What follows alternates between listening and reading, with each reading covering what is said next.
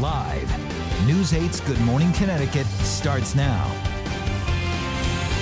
One presidential candidate just hours away from campaigning right here in our state. The latest on Vote 2016 and the race for the White House. And I'm thinking maybe grab the light jacket before you head out today. It's going to be a little bit on the breezy side out there.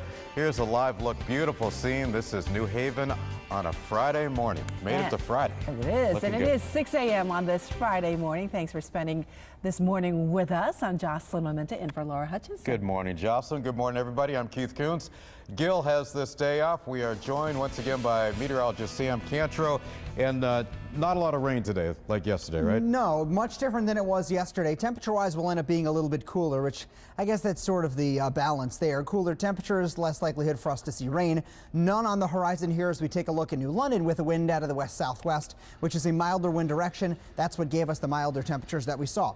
Few showers, a few flurries close to us in Connecticut. They may fall from the sky as a flurry, but they will end up reaching the ground as a rain shower at any point during the day today. You'll notice those. Temperature-wise, we've got a few spots that are hanging on the 30s. Otherwise, we've got mid-40s for most of the shoreline. New London all the way across to Greenwich. The temperature on average there is about 45 degrees. Above that for Hartford with 46-degree temperature and just a degree or so cooler than that in Windsor Locks, where we're currently seeing a number of 44 degrees. The other change, too, is that we are not registering any wind gusts at all this morning. The winds now sustained between about 5 and 15 miles an hour. We could see a gust to 25 or so, which means it'll be a little bit breezy later today. Otherwise, just a passing shower or two. Our temperatures in the upper 40s to just around 50 as we head towards lunchtime, and then gradually continuing to warm up for a few more degrees. Now, the temps do cool off some for this weekend, but there are some positive changes to talk about for that time frame. We'll do that, give you the bus stop forecast in less than 10 minutes. All right, Sammy, I'll take it from here. And if you're heading out on the roadways right now, you're in pretty good shape. We had some overnight construction in New Haven.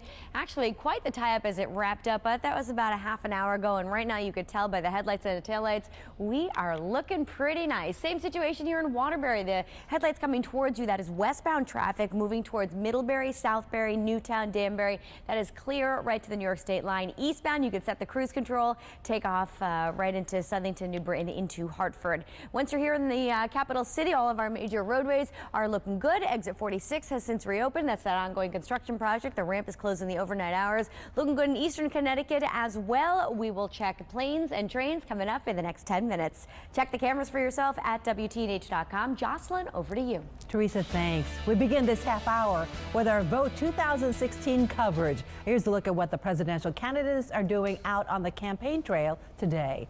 On the Democratic side, Hillary Clinton will appear on the Today Show and then attend several events in New York. Senator Bernie Sanders will also appear on the Today Show and later on The View.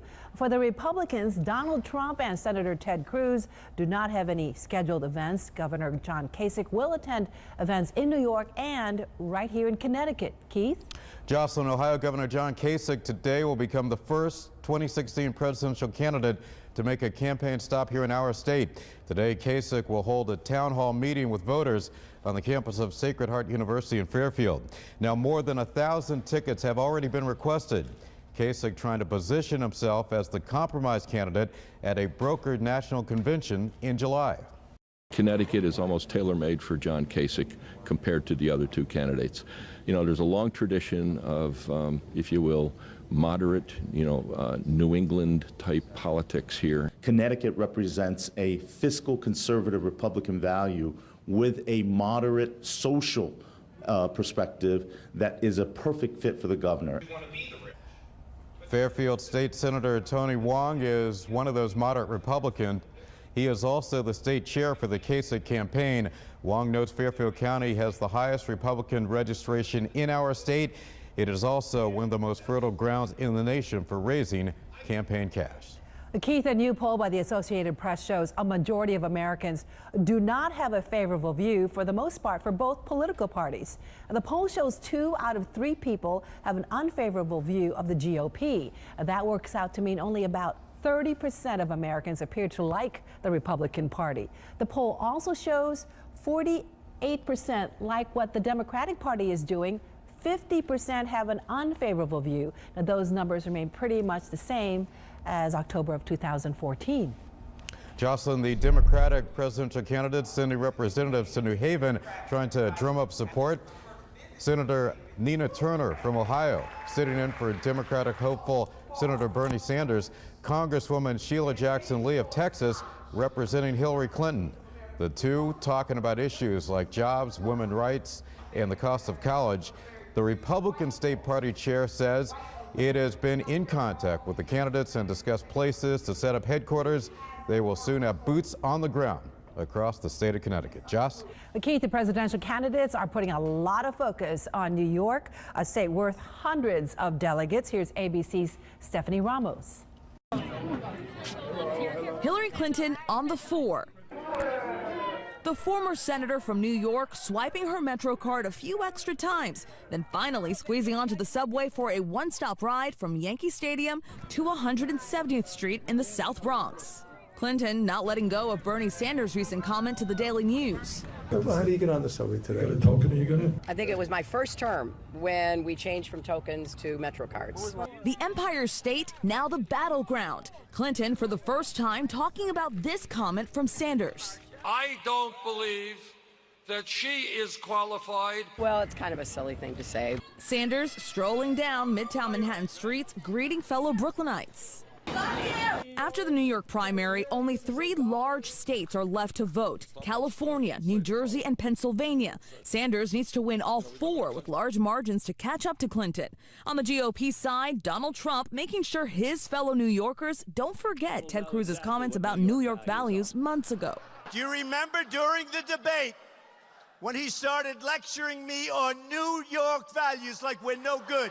Ted Cruz trying to get past that and making the rounds across the state with a stop in the Bronx. This is an immigrant community. To a warmer welcome in Brooklyn, breaking bread with the Jewish community.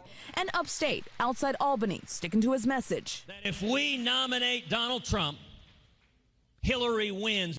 How do Americans view Donald Trump? A new Associated Press GFK poll shows 7 in 10 Americans, including many Republican voters, have a negative view of Trump.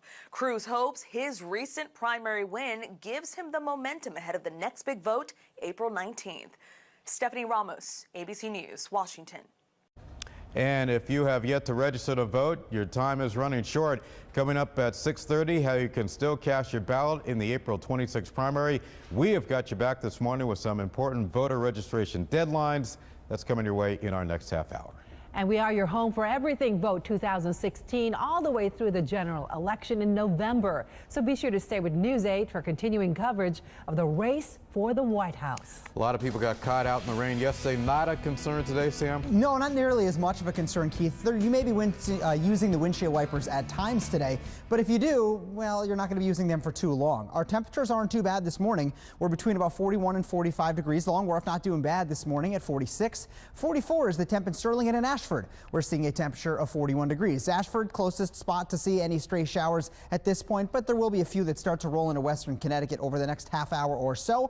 Just be aware of that as the kids head out to the bus stop. 43 to 46, the temperatures right around sunrise at 6:20. So the next 10 minutes or so, we'll actually see the sun coming up. A breeze makes it feel a little bit cooler, though. Have the kids dress for temperatures that are in the upper 30s at the bus. They'll probably be taking the jacket off by the time they head home from the bus stop later today. At recess, the temperature is around 48 degrees with a passing shower or so. Otherwise, we will see our temperatures getting up into the 50s and then gradually seeing a bit of a cooler trend as we head into this weekend. We will talk a little bit more about that weekend forecast when we see you again coming up in just a little bit. Any major issues now? It's 6 o'clock, Teresa. There's got to be something. Well, it's getting busy, and I appreciate you talking a little bit extra there, Sam, as I was able to pull up this picture. We're going to bring you into downtown Hartford right now. This is off exit 50, the Market Street area off the ramp there by Main Street. You can see a pretty serious accident here at the intersection. Traffic's still getting by here, but police are on the scene there. This is probably going to jam things up as folks try to exit off the highway if they can't clear it within the next 15 to 20 minutes. I want to take you to the map here. We're also getting rid of a pretty serious accident along Route 2. It's happening on the westbound side, close to exit 13. It's unclear if they're going to have to shut the highway down yet. It involves a truck. At least one lane is blocked right now, but that certainly is going to change. Fortunately, though, if you are moving into and out of New Haven, not a bad ride by Long Wharf, and we're looking good in Waterbury as well. Check the cameras for yourself at WTNH.com. Back to you both. Teresa, thanks. Get ready to stay feeling uncomfortable. Congressional lawmakers decide on a bill that would regulate airline seat sizes, and it's not good for people with long legs. All right, we have a live look right now at New London. Sam with his complete forecast coming your way next here on News 8. You are watching Good Morning Connecticut. It is 6:10 if you're just getting up and about on this Friday morning. Don't go away.